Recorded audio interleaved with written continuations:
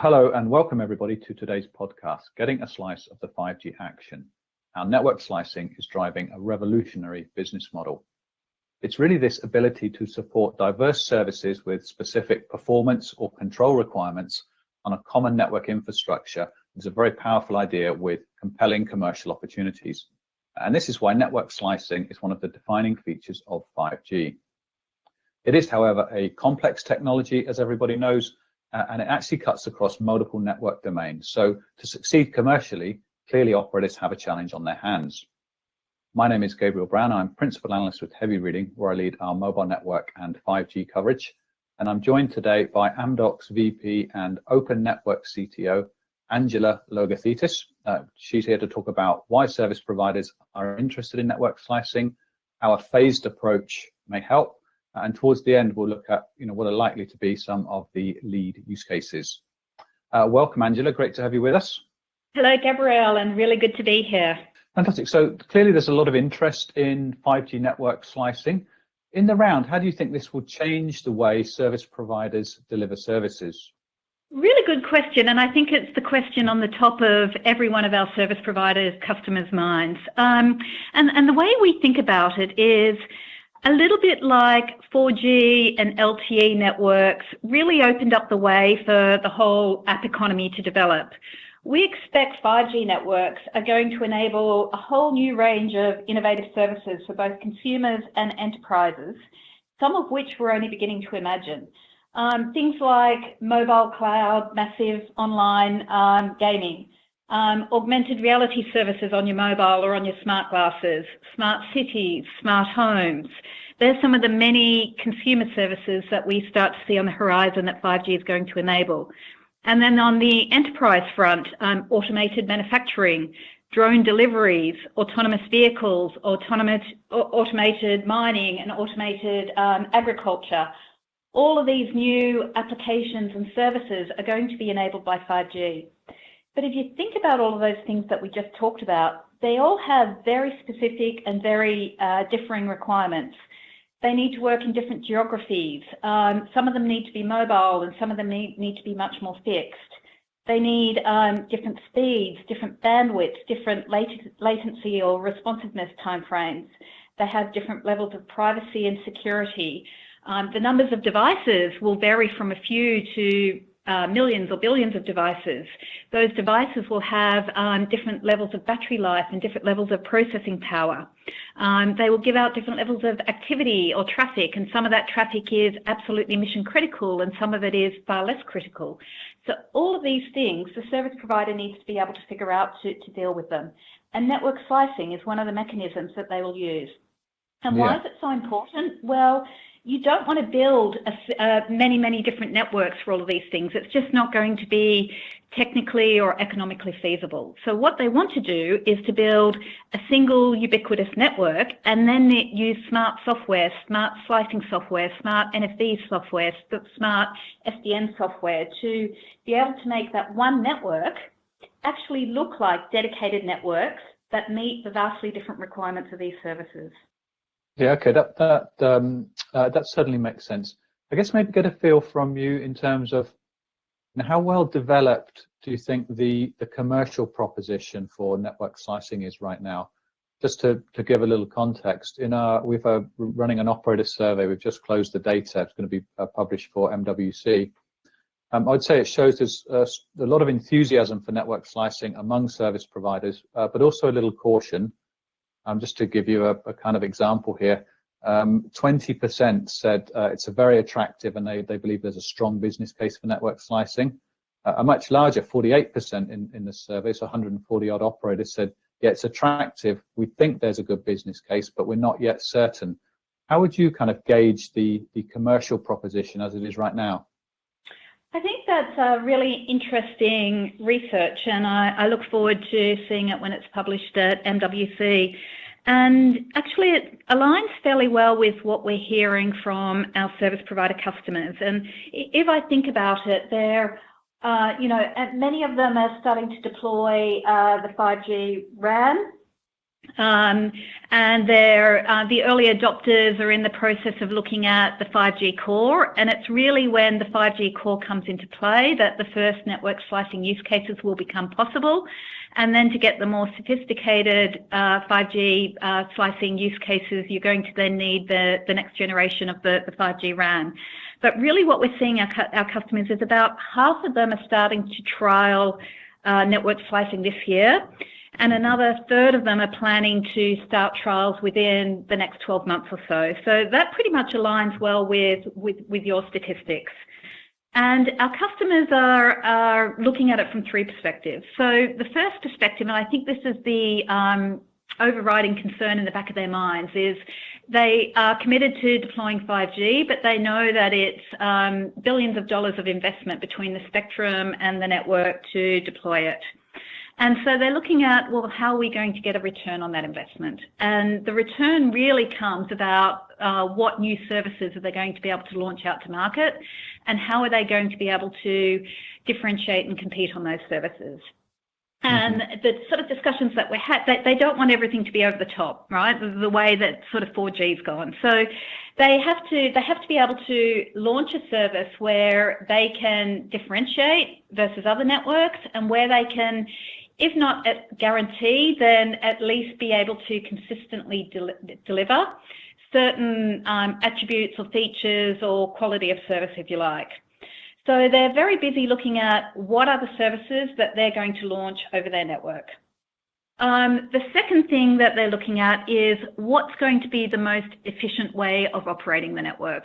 Because as they are operating very large, very complex infrastructure, efficiency and automation also becomes key to being competitive. Because they can keep lower price points and they can keep better qualities of service. So they're busy figuring out how do we build slices in the network that give us operational advantage. And then I think the third thing that they're looking at is what are the new business models, the new wholesale models, the new partnership models that we can implement on 5G. So what are the MVNO arrangements going to be? What are the edge partnerships going to be? What are the content delivery partnerships going to be? And all of those things, again, are linked into slicing. So as your kind of research shows, it is early days yet, and nobody can predict what the killer 5G use case is going to be. And most likely there's not going to be just one use case, and different operators and different regions are going to have different use cases.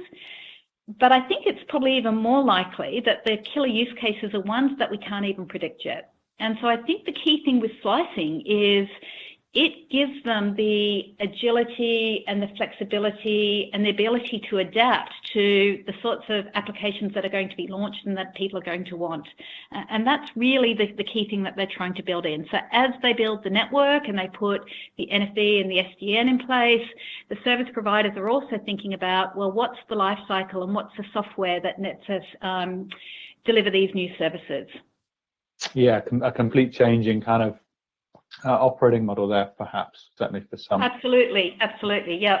And that's really where Amdocs is focusing with them, which is, what's the business model, what's the operating model? And we'll talk about a little bit more about it in a minute, but we've got some really quite well-formed views about this operating model and how service providers are actually going to manage the life cycle of slicing. Sure. Yeah, I take your earlier point as well that in the classic sense, 5G network slicing is linked to 5G core deployment and so forth.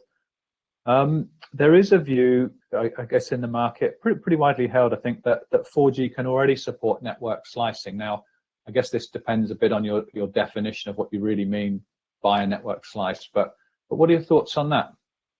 Yeah, absolutely. So network technology and service providers, they already partition, or if you like, slice networks today. So think about the sort of spectrum and the channel allocation that they do. That's a form of slicing in the spectrum or in the radio. APNs are a form of slicing in mobility. Subscription profiles in mobility are a form of slicing. Class of service on the bearers in the transport network is a form of slicing. So there is a sense of slicing in the network and for subscribers today. But I think the difference in 5G is the slicing will become much more end-to-end. So instead of it being element by element and fairly static slicing and fairly coarse-grained slicing. In 5G, it's the first time the concept of an end-to-end slice comes into play. Also in 5G, it's the first time that really the concept of a slice based on a service versus a individual subscriber comes into play. And I think the other thing with 5G, it's really when we see NFV and SDN come into play. So if you think about it, if you can slice only the available network resources and network capacity that's there today, that's reasonably limited in 4G. But if you've got NFV and SDN in a 5G network and you put slicing in conjunction with that, you can not only slice the resources that are there, but you can dynamically create new network resources and new network routes to be able to provide a new sort of slice and support a new application. I think maybe the other thing with 5G is just as you move into 5G, we see many more partnerships developing and far more digital sort of business models. And again, that plays fairly well into slicing because not only can you slice the network, but you can start to give people digital access to those slices through either partnerships or out to enterprise customers. So it's there today, but it's really missing some of the key capabilities that 5G is going to bring into play that will make this really change the way people do business. Yeah, okay, great, thanks. I think your last point there about how this actually looks to customers, how they consume it is really important as well. It's we focus only on operators. We kind of sometimes forget about how it appears to the actual consumer of the product. So I liked your last comment there. What are some of the sort of typical phases that you might go through to introduce and get started with network slicing? Yeah, I think this ties to the last comment that you just made. So we kind of look at slicing as performing two capabilities. So one is certainly about operational efficiency. How do you get the most efficient use of the network and the network performance, and how do you get the best operational automation around that network? And this is probably what service providers are going to do in phase one of network slicing. So instead of having to handcraft and build dedicated mobile cores for enterprises, for example, or instead of having to build dedicated capacity for fixed wireless access or a dedicated emergency services network, service providers will start to be able to build one network and pre-plan how that network is going to be used to support both fixed wireless access and mobility over the one network, for example, or how they can overlay an emergency services network and a public best effort network together. So really phase one, we see service providers looking at a set of technology and saying, how am I going to segment or slice this network so it meets my different high-level needs most efficiently? Okay, so what are some of the kind of typical phases you might go through as a service provider to get started with network slicing? Yeah, great question. And I think it ties in really well to what you were just saying before about both the network view of slicing and the end customer view of slicing. So phase one, we very much see as a network view of slicing. It's all about how service providers can leverage slicing capabilities to build operational slices in the network, to be able to more efficiently use the network capacity and the network resources that they have, and to more efficiently operate the network. But that leads into phase two, which is then how they can then launch new services over the top of that network. And this is where we start to see the customer view come into play, with service providers launching out to market new services that they can promise a certain quality of service or capability around, and that they will start to monetize in the network. The third phase is where we see service providers starting to expose this network slicing capability, not just out to their customers, but more broadly out to the market, almost a network slicing as a service type concept, where either a sophisticated enterprise or government customer or a wholesale customer or a partner could then actually almost do slicing on demand, log on to a digital portal and then configure their own slice for the sort of application that they want to use over the network. And the final phase, and this is fairly futuristic, is where we see that a device or an application will connect to the network, and it will kind of gather the resources and the capacity that it knows it needs, almost in real time as it goes through the network. So there's sort of the 4 phases. Phase 1 is what we're starting to see service providers explore now, and it ties into some of the early use cases that they want to launch. And phase 2 is something that we see probably in about 24 months' time, when you start to see some of the more innovative end-to-end services being launched into the market. Great, thanks. I especially like your focus on the customer view there.